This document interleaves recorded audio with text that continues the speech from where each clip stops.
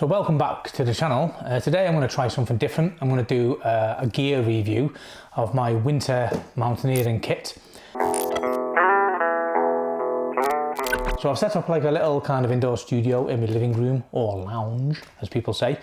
I'm struggling really to get the right weather conditions to do these outdoors. So I just thought that rather than kind of postponing it until the weather's right, just do some quick indoor ones. So anyway, without further ado, let's get into it. So this is my winter mountaineering kit. It weighs 4.3 kilograms. And this is probably the heaviest version that I can do. So this one is for kind of grade 1, 2, 3 gullies, ridges, that kind of thing. So it's got 2 axes. It's also got some C2 crampons inside. It's also worth bearing in mind as well that there are 2 axes and 2 walking poles on the backpack, and at no time am I probably going to have all 4 of those on. I'm actually going to have the poles in my hand or the axes in my hand. So realistically, this is more like a 3.5 kilogram backpack for actually when I'm doing the mountaineering. It's absolutely mind-blowing what's actually inside this pack, given how light it is. So I'm going to try and kind of reel off what's inside from memory. I will put like a list on the screen with all of the weights and things as I'm going through it, just so that you can see that. So inside is a winter weight down jacket. There are a pair of C2 crampons. There's a set of technical ice axes. There's a pair of walking poles. There are some cleats or chains. There are a pair of goggles. There are some insulated mitts. There are some waterproof over mitts. There's a climbing harness with a carabiner and a belay device. There's an emergency kit that has a first aid kit, a power pack, a lighter, a spare head torch and a knife. There's about 800 calories worth of food. There's half a litre of water. There's a full power head torch, a non-emergency head torch, and then there's a kind of balaclava as well. I haven't included things that I'll be wearing on the day, such as a woolly hat and gloves, because to be honest, they're going to be on me the whole time anyway. There's also a little thermometer on here that kind of transmits the temperature to my watch, which is just useful. I just kind of like information. So, and of course, there's a helmet that you can see on the outside. I probably forgot a couple of bits and bobs that are inside, but as I say, there's so much stuff in here, it's pretty mind-blowing. So even though I do all of my hiking, and that includes the winter mountaineering fasted, I do tend to drink nowhere near as much as I should. So this 500 millilitres of water, that'll probably last me the whole day. And even then, I'll probably find myself forcing myself to drink it towards the end. If I'm trying to be good, then I can just bring 2 of these along with me, and it adds maybe another 500 grams or so. So that's the first thing. So I'm just going to turn the pack around now. So this is the Black Diamond Distance 8 litre pack, and it's essentially based on a running vest. So there's no kind of waist strap, and it just has your 2 straps that go across the front there. What I love about these packs is there are 3 pockets on each strap. So altogether you've got 6 pockets, which I find incredibly useful. So anyway, I'm going to start now by just taking off the helmet. So I've just kind of put together like a little kind of bungee system just to attach the helmet, which is essentially just a piece of elastic and a toggle. So this is just an ultralight helmet. If you're going to be doing things like grade 2 and 3 gullies, you know you really want yourself a helmet. So then I've got 2 Black Diamond distance poles.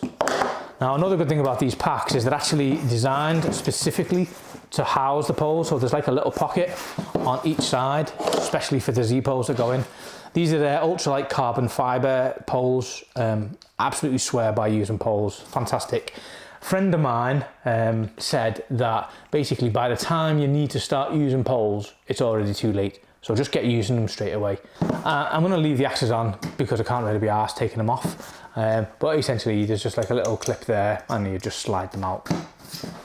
So in the 2 pockets, I've got my head torch. This is the Petzl Fly, I think it's called. It's actually a fell running torch, but I think it's really quite good. It's quite stable. It's a very interesting design, but basically you've got the battery on the back and then you've got the kind of thing on the front. So it's all really well balanced. It's actually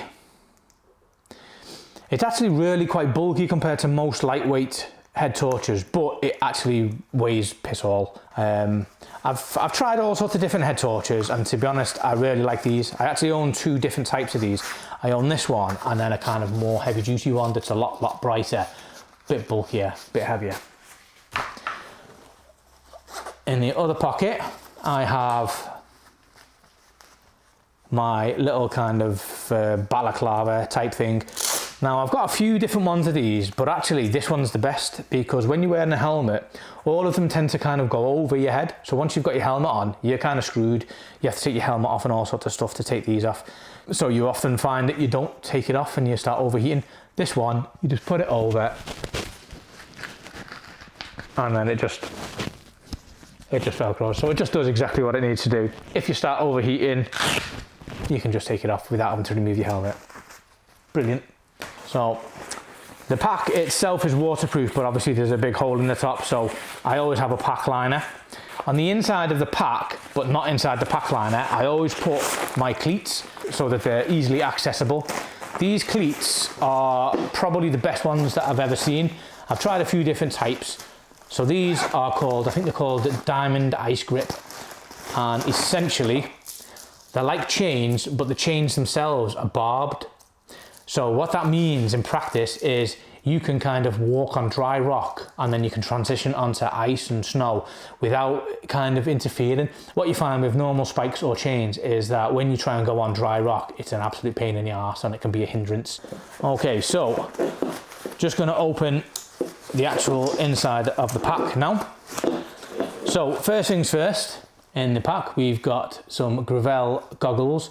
These are ultralight, as is pretty much everything on the pack, and they're really minimalist.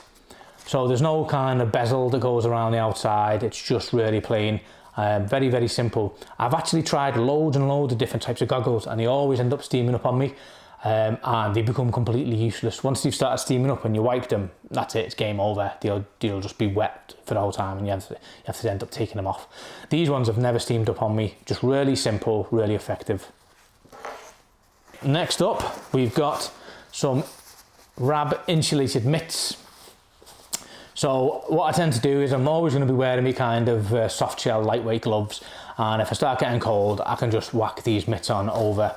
A little useful tip is if you're ever stopping for lunch, your hands are going to get cold and they don't generate enough heat to kind of warm your gloves back up once you get going again, so you end up with cold hands for about the next half an hour to an hour. If you've experienced it, you know it's absolutely awful. So a little tip is, when you're sitting off having your lunch, get your gloves and put them on your chest inside your coat, and then your body temperature will kind of keep these gloves warm. When you start going, then after you finish your lunch, put them on over your gloves and they'll keep your hands nice and toasty. Then I've got some Black Diamond waterproof over mitts. This is just a layering system, so essentially it allows me to kind of mix and match. So often what I'll do is I'll have my normal soft shell gloves on and I'll just put these over. It gives me a little bit of extra wind resistance. Or if it's raining, I'll put these on. If it gets really cold, I can put these on and these on. So all about layering. This is my food. You should always take food with you, no matter what. You don't know whether you're going to fall and break your ankle and be stuck for a day or two. This is walnuts, bananas and cashews. All three of those are incredibly high calories. So this is my little emergency kit. This goes in every single pack that I take, no matter whether it's summer, winter, whatever, camping. This always comes with me. So on the inside, we've got a Petzl Bindi, which is just an ultralight kind of head torch. Really, this just stays in there. It's always charged. It's always there in case I need it. I've got a knife just in case I need to cut some rope or stab a rock or something.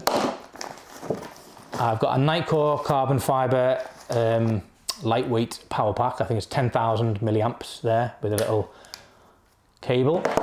And then I've got a first aid kit. That's got like all the usual stuff in there. There's a lighter in there, a couple of extra little bits and bobs should I need them. Then next up are my C2 crampons. I actually own a pair of C1 crampons, which are about half the weight of these, absolutely mental. These are really quite different crampons to usual, so I shall show you. So basically, instead of having a metal kind of section going across to join them, it's got Dyneema cord, so it makes them really kind of lightweight and also much more packable. I always wear B3 boots whenever I'm out in the winter, and this enables me to use quick clip systems, so I don't have to worry about straps. Basically just put my boot in there, clip this on the back, and then just fasten that around my ankle. It literally takes me 15 seconds to put each crampon on. And if you ever put like kind of crampons on where you need to strap them up, you know yourself, it can take up to 5 minutes to put them on. They're an absolute faff. These are an absolute game changer. We've got a harness. So I don't tend to do roped up work in the winter. I prefer the freedom of going without ropes, so I tend to solo most of the things I do. And I only really do kind of grade 1, 2 and 3, so it's nothing too spicy, just enjoyable for me. So I essentially carry this in case I've got to rescue someone or someone needs to rescue me, and it weighs absolutely nothing and packs down. Inside I've also got a carabiner, locking carabiner, and a belay device. So everything that I need is right there. As I say, I always bring this with me anyway, just in case, but if I wanted to drop the weight of this pack, let's say that it was just going to be a winter walk up Helvellyn or something like that, you could probably look at dropping at least 1 kilogram off the weight of this pack. So it'd end up being about 3 kilograms by just bringing one axe, C1 crampons, and not bringing my harness.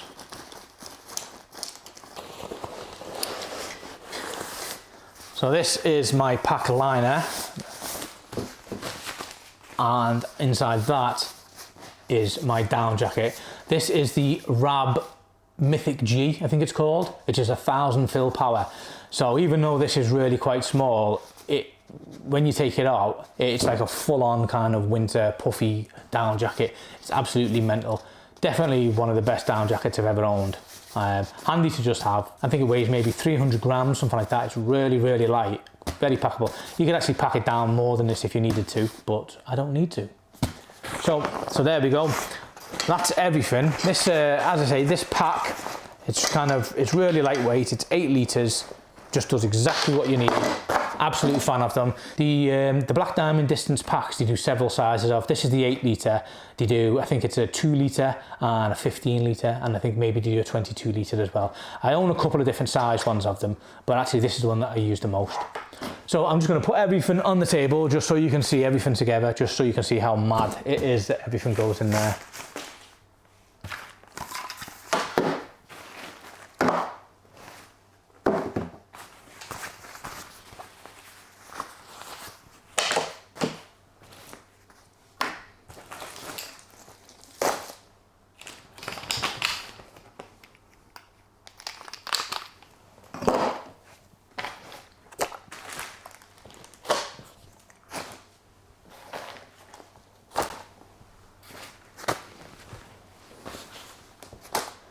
So as you can see, there's an absolute ton of stuff in there, and it's all ultralight. It's absolutely crazy what you can get nowadays and how light it is.